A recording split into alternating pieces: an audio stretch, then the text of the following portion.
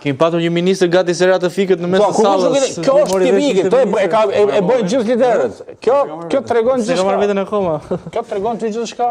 Emnimi mos. Ajo është demonstrim i fuqisë absolute që lideri ka mbi subjektin e vet. Ja prishë Berishës nuk të fut listë. Jorita Tabaku për shembull, unë e din që me ja prish Berishës se fut listë mo. Jorita o shumë evropiane kështu, po edhe Edi Rama e din me këtë përshkrimi që i bëri Ramës, ky njeriu që vendos dhe s'mban as përgjegjësi për kë emëron edhe si emëron dhe si heq. Është tipike, nuk e ka veç Rama këto. Çfarë thotë tipike kujt? Tipike e liderëve politik, subjekteve politike në Ballkan. Së në ndryshojmë nga këtë punë. Jo, s'është shumë. Jo, absolutisht është ajo. Ka ashtu se si i ban Berisha listat, ai ban ndrysha. Tani ti thua që PD, tani pyetja është, ti thua që PD është totalitare dhe Edi Rama është ashtu ka qelluar. Jo, mos është totalitare, thashë nuk është demokratike. Unë nuk u futa në analizë të PS-s. Unë nuk u futa akoma në analizë të PS-s. PD-s për PD e the, PD është totalitare.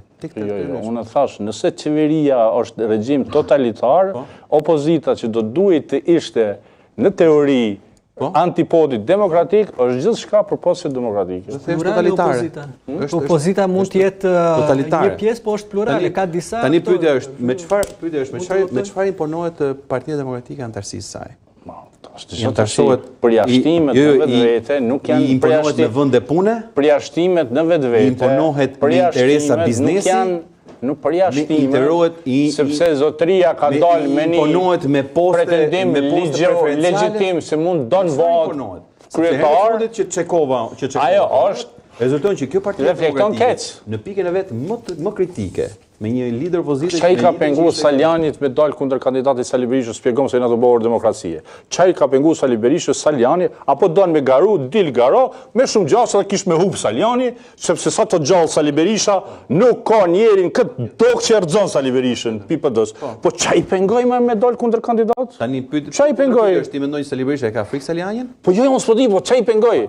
Përjashtimi o problem, ha? Përjashtimi o problem. Bëj pyetjen tjetër. Pra ti thu çai pengon Sali Berishën ta del kundër kandidat. Dhe pyetja është, unë po të bëj pyetje, a mendon që Sali Berisha e ka frikë Saljanin? Jo, Sali Berisha nuk frikohet pikujat, po i bëm operacion të frikë është. Atëherë, po çka i pengoj ai?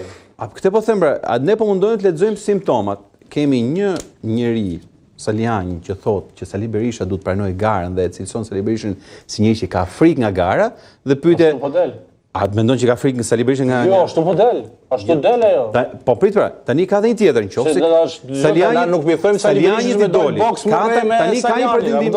Jo, s'po them. Jo, garë është ajo. Një sekondë, ta mbarojmë që ti vëm të dyja pretendimet në kandar dhe ti analizojmë. Ka një pretendim tjetër që vjen kësaj here nga Sali Berisha, i cili është i njëjti njeri që para një viti i shkoi zoti Saljani në Burg, i çoi atje edhe Kontin e Monte Cristos që ta lexonte si libra apo procesin, se mbajmë një nga këto dy libra. Procesin e Kafkës.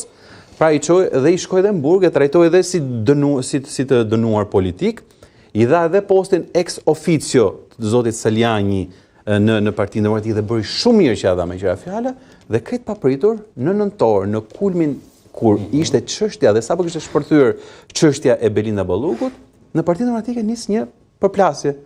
Dhe zoti Berisha në këtë moment kur ndodhi kjo gjë tha me durim sepse do shkojmë edhe tek analiza e brendshme, por tani kemi rastin, kemi këtë betejë, e cila besoj që ishte betejë thelbësore dhe është betejë sot e gjithë ditën e opozitës për ta adresuar.